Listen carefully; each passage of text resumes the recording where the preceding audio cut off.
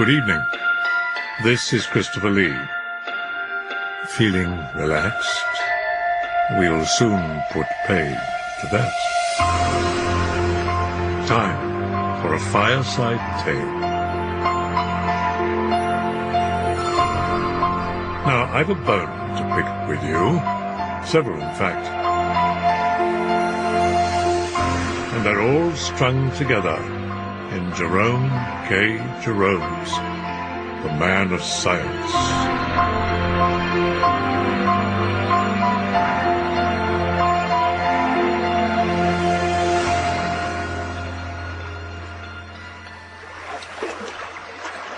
I met a man in the Strand one day that I knew very well, as I thought, though I had not seen him for years. We walked together to Charing Cross, and there we shook hands and parted. Next morning I spoke of this meeting to a mutual friend, and then I learnt for the first time that the man had died 6 months before. The natural inference was that I had mistaken one man for another. What was remarkable about the matter, however, was that throughout our walk I had conversed with the man under the impression that he was that other dead man, and whether by coincidence or not, his replies had never once suggested to me my mistake. As soon as I finished, Jefferson, who had been listening very thoughtfully, asked me if I believed in spiritualism to its fullest extent. Well, that's rather a large question. What do you mean by spiritualism to its fullest extent? Let me put a definite case. Suppose a man died with the dearest wish of his heart unfulfilled. Do you believe that his spirit might have power to return to earth and complete the interrupted work? I was told a story this morning at the hospital by an old French doctor, said Jefferson.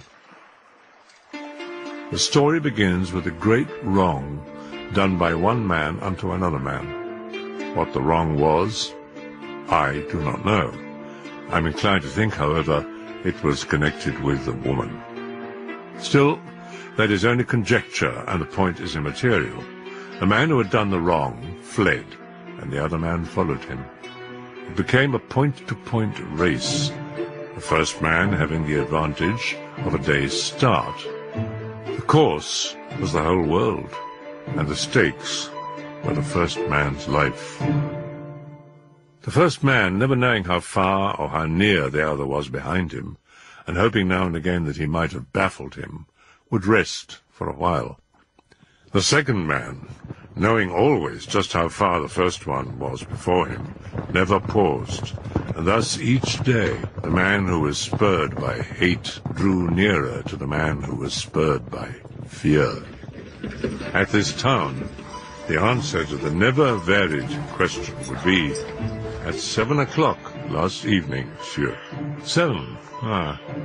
18 hours. Give me something to eat, quick, while the horses are being put to. At the next, the calculation will be 16 hours. Passing a lonely chalet, monsieur put his head out of the window. How long since a carriage passed this way, with a tall, fair man inside? Such a one passed early this morning, monsieur. Thanks. Drive on. 100 francs apiece if you're through the pass before daybreak. And what for dead horses, monsieur? Twice their value when living. One day, the man who was ridden by fear looked up and saw before him the open door of a cathedral, and passing in, knelt down and prayed. He prayed long and fervently. He prayed that he might be forgiven his sin, and more important still, that he might be delivered from his adversary. And a few chairs from him, facing him, knelt his enemy, praying also. But the second man's prayer, being a thanksgiving merely, was short, so that when the first man raised his eyes, he saw the face of his enemy gazing at him across the chair-tops, with a mocking smile upon it. He made no attempt to rise, but remained kneeling, fascinated by the look of joy that shone out of the other man's eyes. and the other man moved the high-backed chairs one by one and came towards him softly.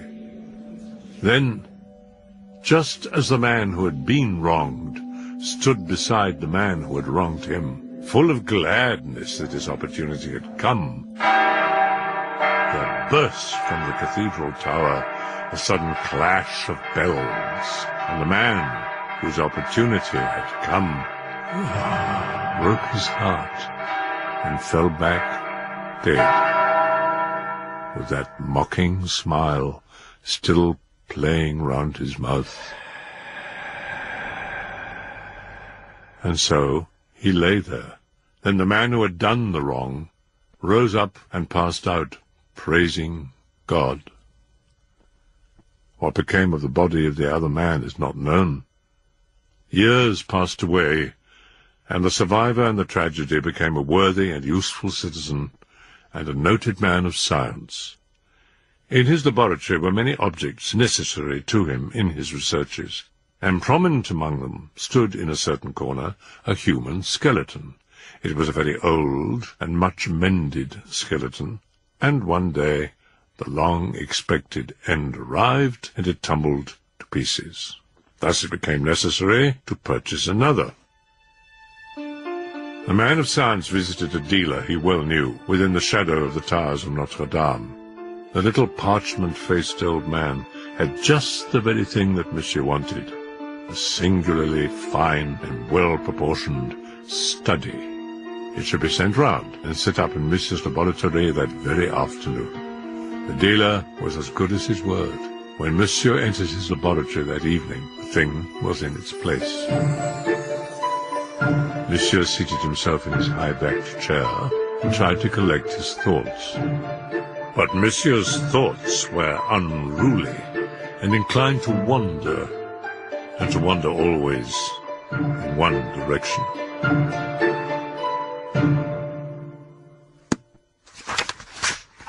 Monsieur opened a large volume and commenced to read. He read of a man who had wronged another and fled from him, the other man following. Finding himself reading this, he closed the book angrily and went and stood by the window and looked out. He saw before him the sun-pierced nave of a great cathedral, and on the stones lay a dead man with a mocking smile upon his face. Cursing himself for a fool, he turned away with a laugh.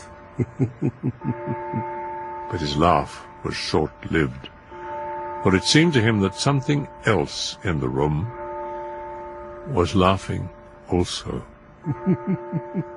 Struck suddenly still, with his feet glued to the ground, he stood listening for a while, then sought with starting eyes the corner from where the sound seemed to come. But the white thing standing there was only grinning.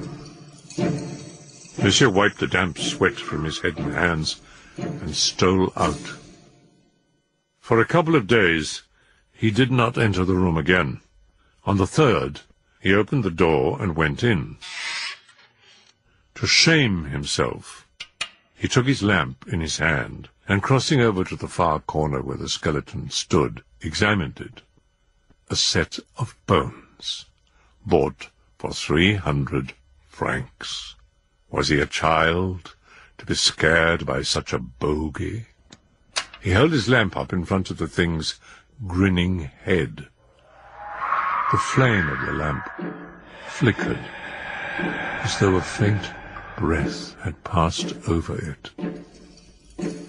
The man explained this to himself by saying that the walls of the house were old and cracked, and that the wind might creep in anywhere. He repeated this explanation to himself as he recrossed the room, walking backwards, with his eyes fixed on the thing. When he reached his desk, he sat down and gripped the arms of his chair till his fingers turned white. He tried to work, but the empty sockets in that grinning head seemed to be drawing him towards them. Glancing fearfully about him, his eye fell upon a high screen standing before the door. He dragged it forward and placed it between himself and the thing, so that he could not see it, nor it see him. Then he sat down again to his work. For a while he forced himself to look at the book in front of him, but at last, unable to control himself any longer, he suffered his eyes to follow their own bent. It may have been an hallucination. He may have accidentally placed the screen so as to favor such an illusion. But what he saw was a bony hand coming round the corner of the screen. Ah! And with a cry, he fell to the floor in a swoon. The people of the house came running in, and lifting him up, carried him out and laid him upon his bed. As soon as he recovered, his first question was, where had they found the thing? Where was it? And when they told him they'd seen it standing where it always stood, he listened to their talk about overwork and the necessity for change and rest, and said they might do with him as they would. So for many months the laboratory door remained locked. Then there came a chill autumn evening, when the man of science opened it again and closed it behind him.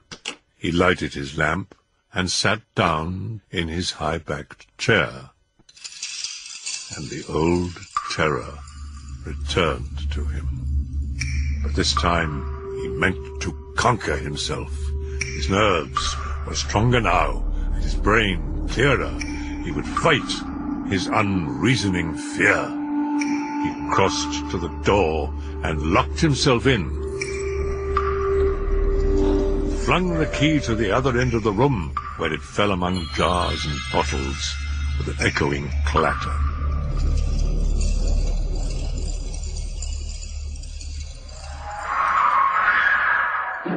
Later on, his old housekeeper, going her final round, tapped at his door and wished him good night, as was her custom. She received no response at first, and growing nervous, tapped louder and called again, and at length an answering good night came back to her. She thought little about it at the time, but afterwards she remembered that the voice that had replied to her had been strangely grating and mechanical. Trying to describe it, she likened it to such a voice as she would imagine coming from a statue. Next morning his door remained still locked. When evening came and he did not appear, his servants gathered outside the room. They listened, but could hear no sound. They shook the door and called to him, and beat with their fists upon the wooden panels. No sound came from the room. Becoming alarmed, they decided to burst open the door. He sat bolt upright in his high-backed chair. When they drew near and the light fell upon him, they saw the livid marks of bony fingers round his throat, and in his eyes there was a terror such as is not often seen in human eyes.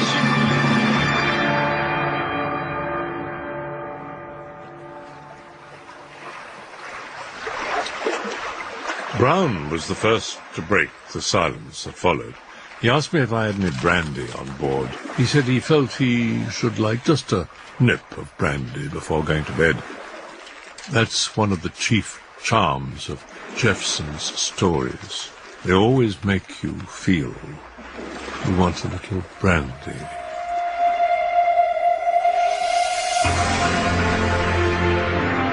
These Fireside Tales are abridged by Tamsin Collison, with music by Chris O'Shaughnessy, and produced by Frank Sterling. They are a unique production for Radio 2. This is Christopher Lee, wishing you a very good night.